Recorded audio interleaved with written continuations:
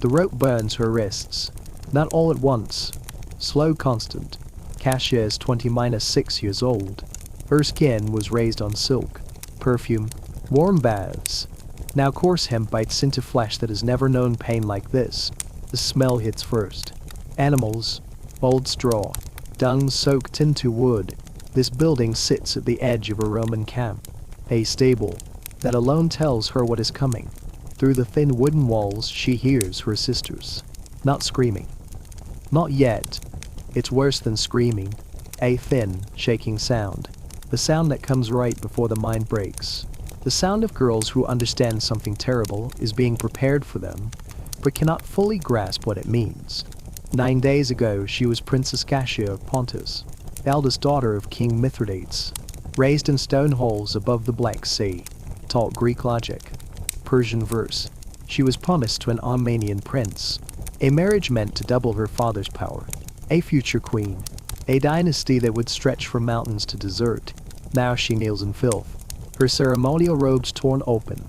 Mud and blood ground into the fabric. Her hair clotted where someone struck her head days ago. No one cleaned the wound. No one cared. Around her, Roman soldiers move calmly. Checking ropes. Testing knots.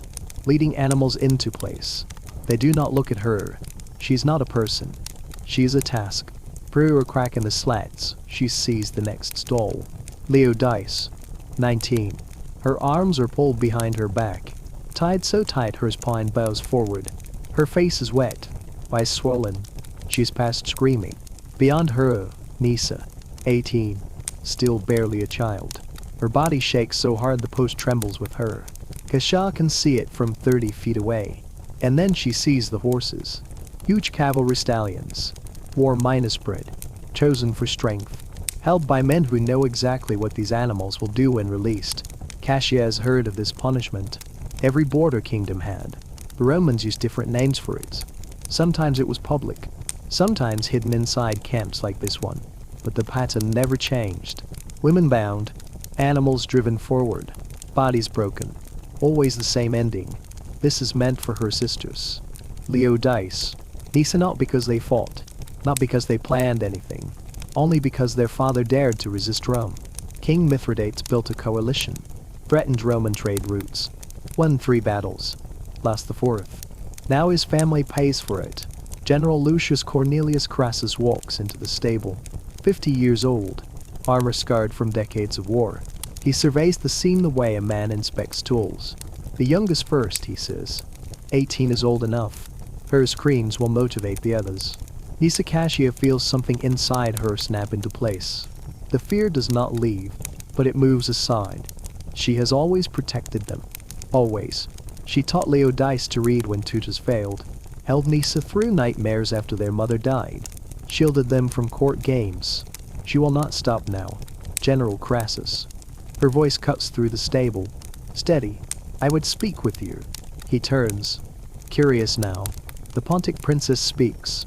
What could you possibly offer me? An offer, she says. One that benefits you more than listening to children scream.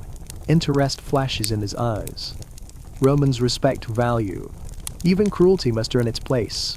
Take me instead. Silence. All of it, she continues. Whatever you planned for them. Do it to me. I am older. Stronger. I will last longer. The spectacle will be greater. He studies her. Your sisters are younger, he says. 3 bodies are more entertaining than one. Because I have information. Her father's hidden treasure. Roman officers who took bribes. Supply routes through Parthia. Truth mixed with risk. I gamble. Spare them. Really spare them. And I give you everything. Crassus steps closer. You understand what you are offering. I understand it will not be quick. Not private. Your officers will watch. And your sisters will watch too. Cassia swallows. Nods send them to Rome. As guests. Not slaves. Crassus smiles. You truly love them. They are all I have left. Then we have a bargain. Release the younger 2. Prepare the eldest for extended use. Extended use. Cassia hears the words settle into her bones. But Leodice and Nisa will live. That is enough. It has to be. Cassia is dragged to her feet. Not roughly. That would imply emotion. This is routine. Two soldiers lift her like moving furniture. Ropes creak. Her wrists scream under the hem.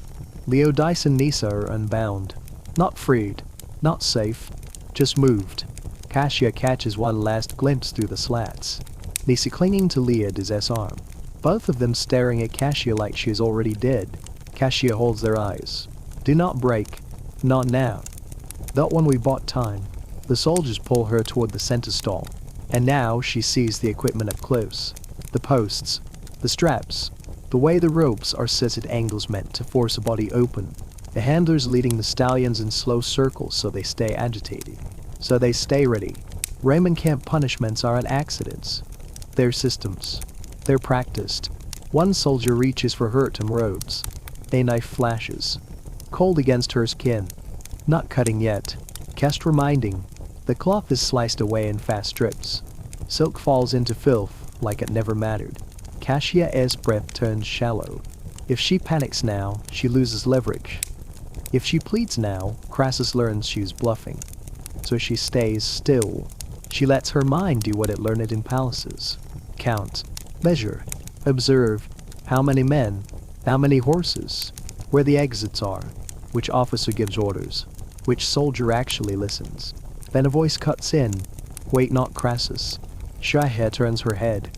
A younger officer stands near the doorway. 30, maybe. Tribune's insignia. The kind of man who still has ambition in his eyes because he hasn't yet been numb for decades. He isn't smiling. He isn't laughing. He looks irritated. General, he says. A word. Crassus gives him an impatient gesture like swatting at smoke. The tribune steps close and lowers his voice. Cassius strains to hear.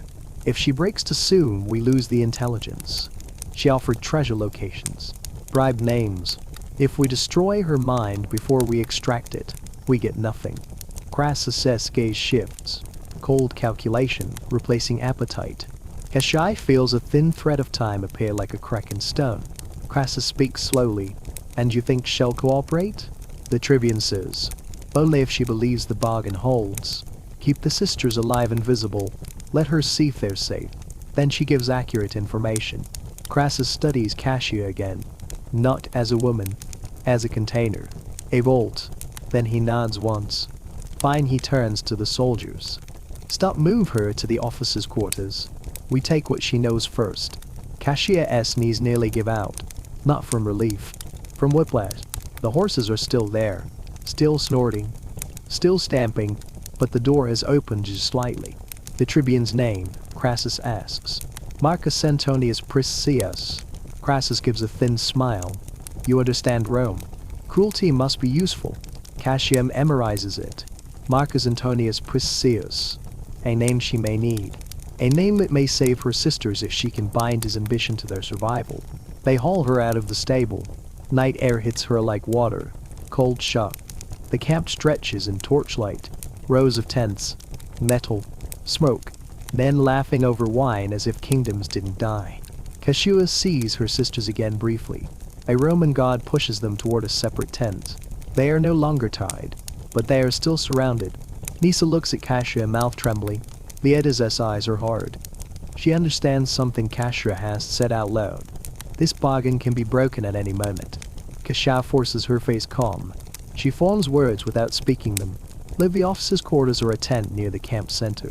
Larger, cleaner, Roman comfort, even in war. A table, ink papers, an app laid flat. Priscius sits opposite her. He motions for her to sit. Cassia does. The god steps back, but does not leave. Priscius steps them out. Hidden treasuries. Start there. Cassia had 9 days to prepare lies that look like truth. Truth that costs her nothing now. Truth that buys time. Truth that keeps her sisters alive. So she begins with something verifiable. My father kept 3 reserves. First beneath the temple of Poseidon at Cabi. You already found it. Prisca's eyes narrow.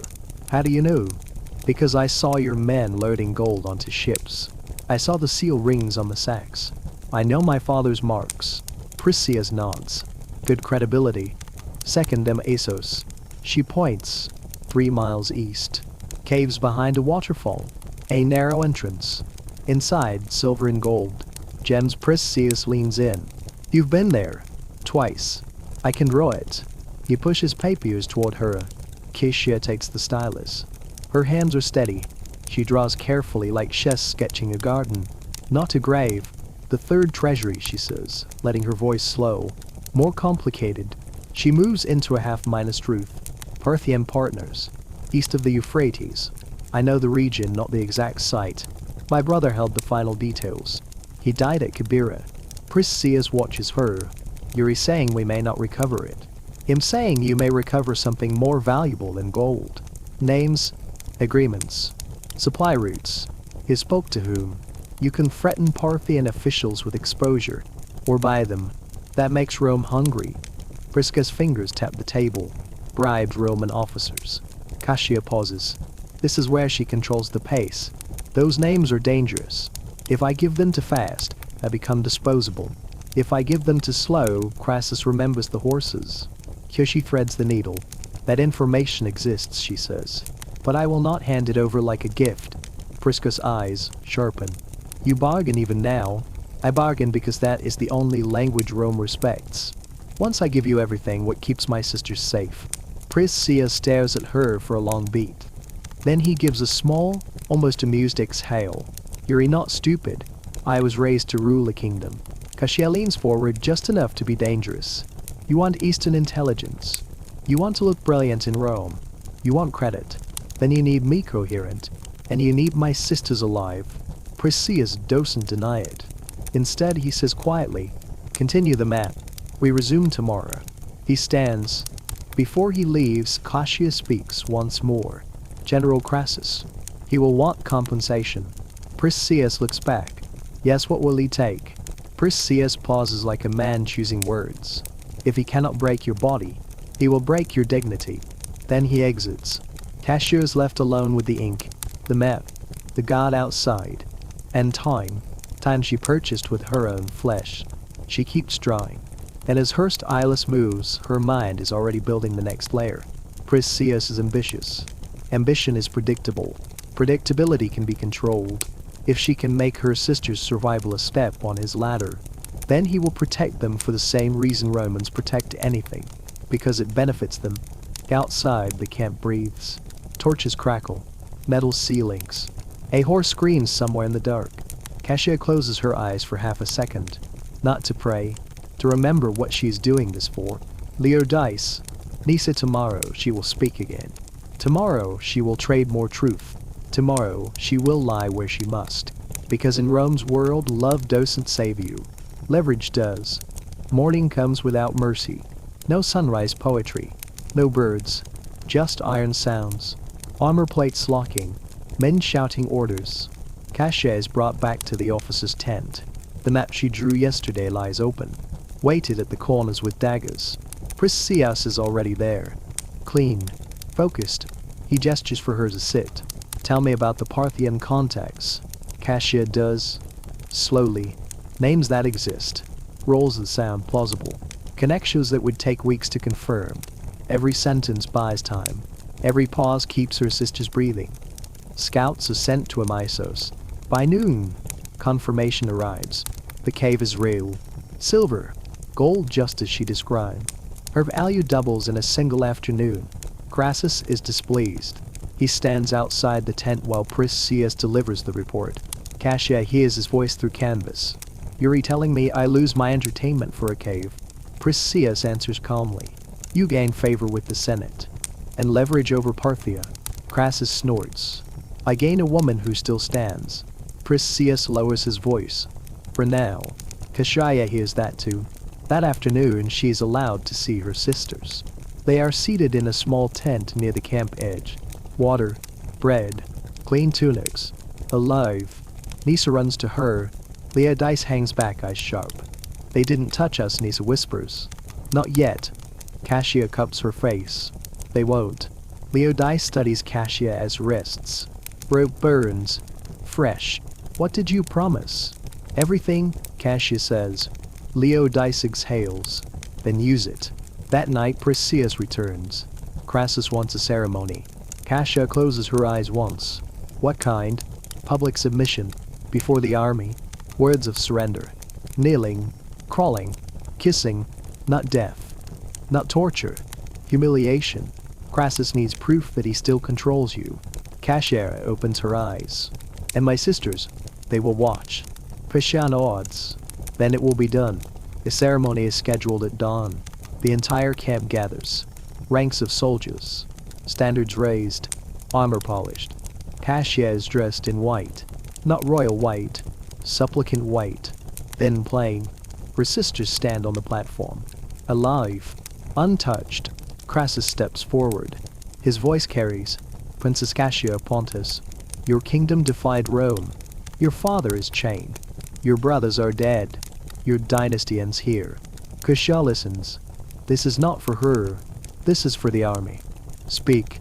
She recites the words they gave her. I acknowledge I have no throne. No authority.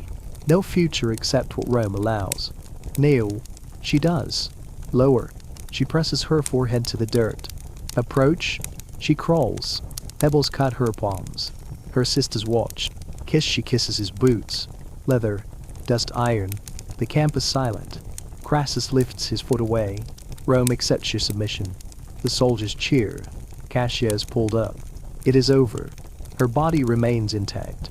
Her dignity is not. That night, Priscius speaks quietly. Orders from Rome. The Senate wants you. Interrogation. Rome. Cassia processes this carefully.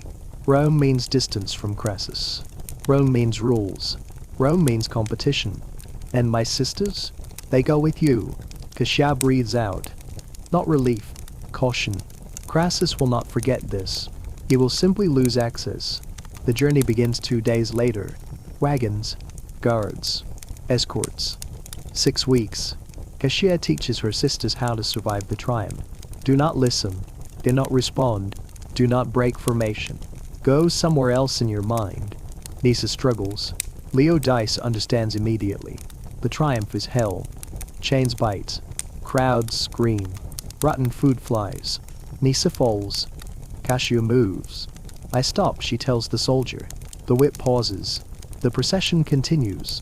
They reach the temple. They survive. Years pass. Cassia becomes useful, then valuable, then respected. Leodice is adopted. Nisa becomes famous. Cassia waits. 14 years. Then freedom. Not given, earned. When Cassia dies, she is not remembered as a captive. She is remembered as the woman who calculated faster than monsters, who traded herself for others, who bent but did not disappear, and her sisters lived. That was the victory Rome never recorded.